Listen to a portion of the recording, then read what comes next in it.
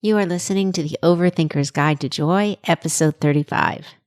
This is the one where I'm going to talk about worrying, what you're worried about, why you shouldn't worry, and how worrying is not helping you.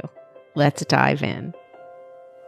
This is a podcast for overthinkers, overdoers, and overachievers who are tired of feeling over-anxious and just want to feel better. I'm your host, certified life coach, Jackie Dukrenis. Hey there, and welcome back. So, one of the most common questions I get about my podcast is, how do I choose my topic of the week? And most of the time, the subject comes from a collection of conversations with clients where I'll hear a pattern in the conversations. It's like there's something in the zeitgeist. Now, that would make a lot more sense if all of my clients worked for the same company or lived in the same town or did the same kind of work for a living, but they don't. They're all over the world and they all have different lifestyles and careers and income levels, and they're men and they're women and they're older and they're younger. And so there's really no common denominator other than, in a weird, strange way, things just show up as a theme. And sometimes it's a theme for a week, or sometimes I'll see it for a month. And so I just make notes and I try to collect that collective unconscious and formulate an episode about it. And so this week's theme, or this week's conversation, is really about the habit. I know we're on habits again because everything's been about habits lately, but the habit of worry, the bad habit of worry. And what I love about talking about this subject today is I spent a good chunk of my life making worry my go-to habit. Like, I think I thought when I was very little that if I worried about something, somehow I was managing it. If I thought about it before I went to sleep, if I thought about it when I was getting dressed in the morning, if I thought about it when I was alone or with other people. But worrying became this thing that I just did to prevent bad things from happening or surprises from happening, or I don't even know. So I thought I would talk about the habit of worrying. Now, the interesting thing is, as I've gotten older, I've gotten much better about watching my own brain and checking myself when I start to worry for the sake of worrying, or I just jump on the worry wagon. And maybe just because of life experience, or maybe because of maturity, I am less of a worrier now as an adult. It's really rare that I'm just worried for the sake of worrying. But what I noticed was, over the last few weeks, as my plate started getting more full, my youngest daughter is about to graduate from high school, and there has just been a lot of activity in regards to that. There's everything from, figuring out what college she was going to college visits, to prom, to her last season of tennis and playoffs and sectionals, and now going to potentially state finals. And there's just a lot of commitment. There's a lot of time commitment. There's a lot of anxiety for her as to juggling all the sports and academics and travel. And she travels for sports as well. And I just noticed that as she was worried about exams and playoffs and college visits and travel and all these things, I started worrying about it too. Some of it is due to the fact that she is graduating and she's my youngest child. And so there's a certain amount of both excitement for both of us and a little bit of melancholy because the empty nest is looming large. And while I'm thrilled that she will graduate and thrilled she'll go off to college, there is a sadness when your last child goes off, and that role of, raising or being responsible for somebody day to day is gone. And we're always responsible for our children. And our children could be, 50, 60, 70 years old. And we will always worry about them and care about them and talk to them and communicate with them and problem solve with them. But it's different when they live under your roof, and it's different when they are still in school and they're finding their way. But anyway, I find myself worrying more than I have in years, and it manifests in different ways. I find myself worrying that, she won't pass one of her final exams and it'll jeopardize her college, which, as my husband said, that's ridiculous, but it could happen. I worry about her not making it to the state finals in tennis after she's worked so hard. And again, can't control it, so why am I worrying about it? But I feel like I'm taking on her stress. And I realize that when we worry, it's not just a habit, but oftentimes we think worrying is a strategy. Worrying is a learned behavior. And I think I came from a long line of worriers. My grandparents were, world-class hand-wringing worriers, and my dad was a little bit like that too. And it was always coming from a place of love and concern. But I think I felt their worry. They probably felt my worry. And then together, it probably made it worse. As I got older, and I was able to wrestle my worry to the ground a little bit more, like I said, I was able to be more cognizant of that habit and sort of check in with myself to say, am I worrying about just worrying, or is there really something to worry about? And what I noticed is over this last few weeks with my teenage daughter, as she was getting more worried, I realized I was letting it creep in as well. And let's just say worry can be like an old friend, or maybe like a toxic ex-boyfriend reaching out through Facebook and just saying hi. It's subtle at first. You almost don't see him coming. You don't see the agenda. You don't see the harm. You're like, sure, you can visit. I'm over you. I see you. And they stay. Worry stays. And it's almost like you're an old friend, because if you were like me, you spent so much of your life worrying that worry almost feels good. It's like, oh yeah, this is familiar. But then my old friend worry wants to stay and hang out, spend the night, sleep in my bed, and start commenting on other parts of my life. So worry is a vampire. And if you invite them in, it's very hard to get rid of them. And worry has darkened my doorstep lately and has taken residence in my house and is now trying to crawl inside my body. And I thought to myself, why do I indulge this intruder? Why don't I just ask worry to leave? Why don't I just show worry the door and let them know I've got this covered? Because deep down inside, I think there's a benefit, or we think there's a benefit. We think worry is a protective device. And look, there's so many things you can worry about. I mean, the most common ones, of course, are failing a test or getting fired or a friend being mad at us because of something we said, or a romantic partner ending a relationship. But worry can seep into anything. And if we let worry take over, worry begets worry. And sometimes when we don't have anything to worry about ourselves, we worry for somebody else. And that's a classic for mothers with their children and fathers too. But worry does not serve us, and it doesn't serve the people we love. It drains the collective energy of possibility.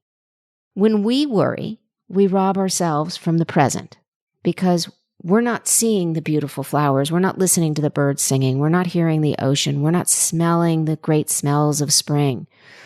We're thinking about what we're worried about. And so we're literally checking out of our bodies.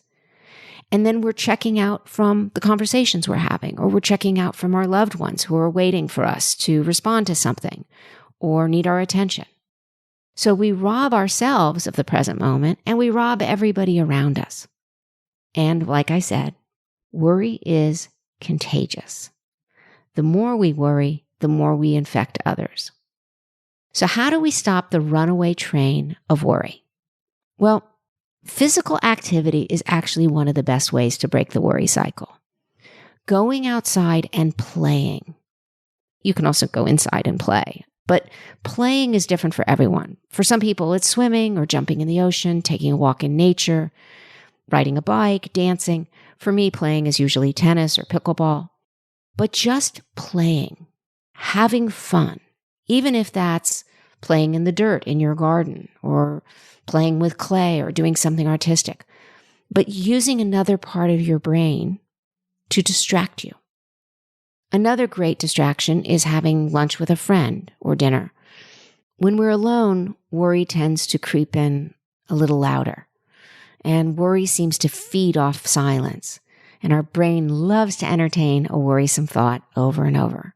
This is known as ruminating, and it can be a difficult roller coaster to get off once that rumination starts. So first and foremost, it's important when there's something to worry about or not. It's important to take care of yourself first. You'll hear me say that on every episode. And I always go through my self-care list. Am I hydrated? Have I eaten properly? That is, have I gotten enough healthy protein today? Do I need to rest? Am I tired? And have I meditated? Now, if I've checked all the boxes, along with exercise, of course, then I need to look at the worry itself. I need to ask, is it something specific that I'm worried about? Or is it just a general feeling? Is it even my worry to carry? Or have I taken on someone else's worry? And if it's someone else's worry, can you give yourself permission to let it go? And just simply hold space for them rather than worry for them. And what does hold space mean? Well, that means to be compassionate, but also trust that they'll find their way. Now, if the worry is something specific, identify what it is. Sometimes even writing it down and looking at it is really helpful. Is it a list of things that need to get done? Or is it just really one thing? Is it something you're afraid of? I promise you, no matter what it is, worrying is not the answer. So ask yourself this question. Can you do something about the thing that has you worried? And if you can, do something to fix it. But if you can't, if it's bigger than you, then you have to let it go. Now, the other question is there a trigger for your worry? So a lot of times what we don't realize is other habits that we have trigger ourselves, trigger our brains and our emotions into worrying, and we don't even realize it. And those two big triggers are usually social media and news. So the question is, can you take a hiatus from your social media or news and see if that doesn't reduce the triggers and subsequently reduce the worry? So I want to remind you, worrying is a cycle. It's a habit, and it can be really hard to break. But getting specific about what's actually going on, and maybe what even you're afraid of, like ask yourself, what's the worst thing that could happen? And then ask yourself, and then what? Like after it is truly the worst, is that so bad? And what can you think about beyond the worst thing? Like, is it possible that there's actually a good outcome when you're done with the worst case scenario? Maybe you'll be free of something that you want to be free of. I'll give you an example of this. The other night, my husband and I were celebrating our wedding anniversary, and we had made plans to meet friends on the other side of town and play tennis before we were going to go to our anniversary dinner at one of the elegant hotels. And as the day approached, more and more things kept getting in the way of our, afternoon off. My husband had forgotten he had a haircut appointment in the afternoon, and then he had to do a conference call from the car. And so we needed to leave 2 extra hours early to accommodate these other commitments. So I had packed a bag of toiletries and a change of clothes and jewelry and whatever so that we could shower after our game and then be ready for our nice fancy dinner. And I had given him a tote bag to put his toiletries and change of clothes and towel and everything. And I had put it on the bathroom floor and I said, oh, the black bag is yours. And I packed my stuff and put it in the car along with my tennis bag. And he packed his stuff and then he put his tennis bag in the car. And we took him to his haircut appointment and then he did his conference call from the car. And then we were late because there was so much traffic. So we were late for every appointment. And then we were late for our tennis match. And we finally arrive. And he's a little bit frazzled from the call and being late. And then he gets out of the car and he goes, you didn't bring the black bag with our clothes in it. And I said, what are you talking about? That was your black bag with your clothes in it. I brought my bag with my clothes and my jewelry and my toiletries. And he goes, oh, I thought we were packing together. And I just thought that was our bag. And I'm like, nope, that was your bag. And he goes, I don't have a change of clothes for after tennis. And there's no way we could have gone to dinner in sweaty tennis clothes. And so I just looked at him and I'm like, what are we going to do? We're going to have to give up our dinner reservation. And he's like, well, no, I'll go to the store down the road and I'll get some casual clothes or clean clothes and whatever. So we finished our tennis game and he went to this store and he bought an outfit he didn't like, because that was what fit and that's what they had, and came back and showered. And then we were late to our reservation, and I kept trying to call and they weren't answering. And I'm like, they're going to cancel our reservation. It took me 2 months to get this reservation, and they're going to cancel because we're 15 minutes late. And he's like, well, so if they do, we'll do something else. And I'm like what? I mean, it's too late to get a reservation anywhere else, and we're all dressed up, and we came all the way over here to eat at this restaurant. And he's like, well, we'll go get fish tacos, and it'll be like our funny anniversary story about how we forgot our clothes and, had to go buy new ones. And then we missed our reservation, and then we ate tacos for our anniversary dinner, and it'll be fine. And it was so interesting, just like all the worry that I had about forgetting something and being late and organizing the day just right so that all the appointments lined up, and having the perfect romantic dinner by the ocean and juggling everything. And I just wanted it to be perfect, and I put so much energy into it. But when he said that, like, so what? So we'll just go grab some food and it'll be a funny story. And it just took all the pressure off of it. Like, it just didn't matter. We were together and we got to play tennis, which is my favorite thing to do. And since tennis is how we met, it's a great way to celebrate our wedding anniversary. And when we got to the restaurant, it turns out the restaurant was running 45 minutes behind.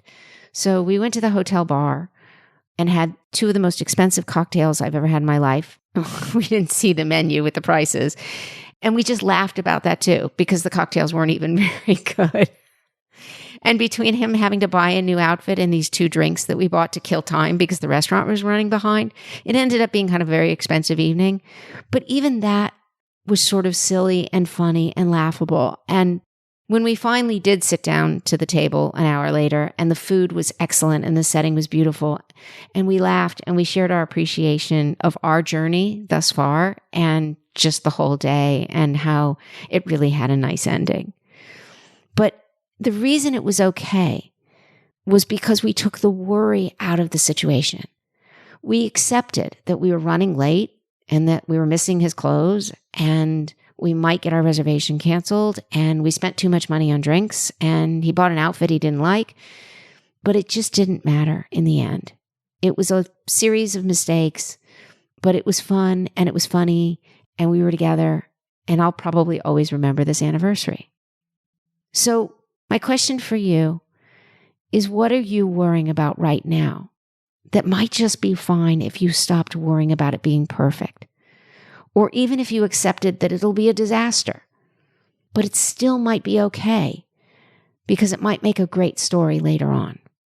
So if you have something that is bothering you today, ask yourself one of these 2 questions. 1, can you fix it? And 2, if you can't, can you just let it go and trust that holding space for yourself or someone else and not worrying is better for everyone involved? All right, friends, that's what I have for you this week. I hope you're having a good one, and I look forward to talking to you next time. Bye for now. Thank you for listening to this episode of the Overthinker's Guide to Joy. If you're enjoying these episodes, please subscribe or follow this podcast so you can always be in the know when the next episode drops. If you would like to learn more about working with me as a coach, you can connect with me through my website at jackiedegrenis.com. That's JACKIEDECRINIS.com.